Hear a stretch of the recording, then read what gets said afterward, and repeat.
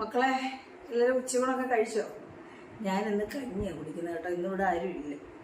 ഇവിടെ അച്ഛനും മോളും ഇല്ല. മോളുണ്ടായാലും അവള് ചോറൊന്നും കഴിക്കത്തില്ല. അപ്പം ഞാൻ ഇന്ന് വേണ്ട ഒരു തവി കഞ്ഞി കുടിക്കാമെന്ന് വിചാരിച്ചു. ഒറ്റ തവി, പിന്നെ എന്നാൽ കുറച്ചും കൂടെ കണ്ട ഇച്ചിരി വെള്ളം കൂടെ എടുക്കാം. ഇന്ന് നമ്മൾ തന്നെ ഒരു കപ്പ് പയറും എടുത്തിട്ടുണ്ട്. പിന്നെ നമ്മുടെ മാങ്ങ അച്ചാർ.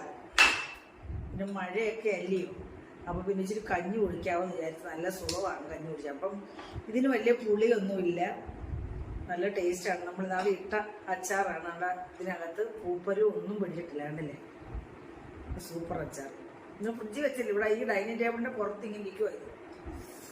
ഞാൻ കഞ്ഞി കുടിക്കട്ടെ മക്കളെ. പയറ് കൂടുതലുണ്ട്, കഞ്ഞി ഇത്രേ എടുക്കത്തുള്ളൂ കേട്ടോ.